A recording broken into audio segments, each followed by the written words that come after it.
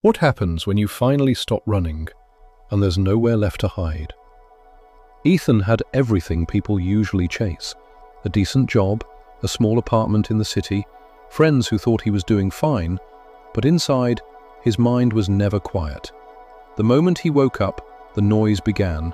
Regrets from years ago, conversations he replayed again and again, fears about a future that hadn't even arrived. And no matter what he did, scrolling, working, watching, talking, nothing silenced it. It only distracted him. One night, exhausted and unable to sleep, he whispered to himself, "Why can't I just have peace?" The next morning, he made a decision, a strange one. He would spend 24 hours completely alone with his mind. No phone, no music, no distractions, no escape.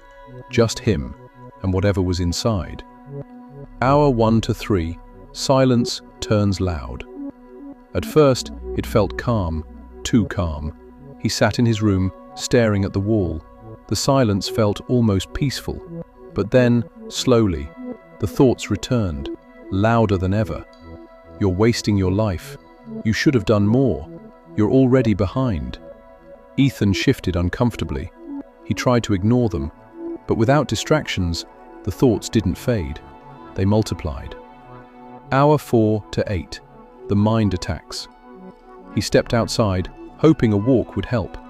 The world moved as usual, people laughing, cars passing, life going on. But inside him, there was a storm. Every mistake he had ever made came rushing back.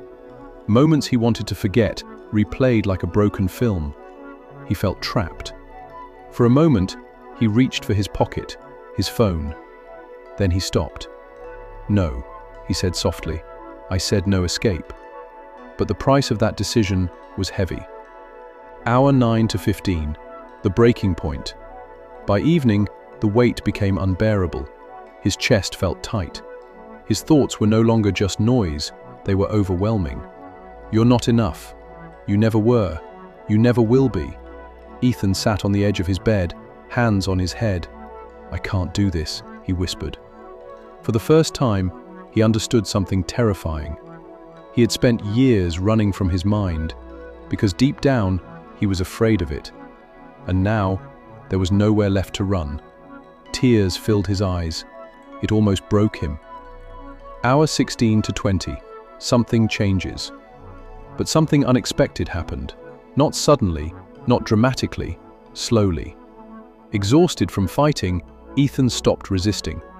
He didn't try to silence the thoughts. He didn't argue with them. He just watched.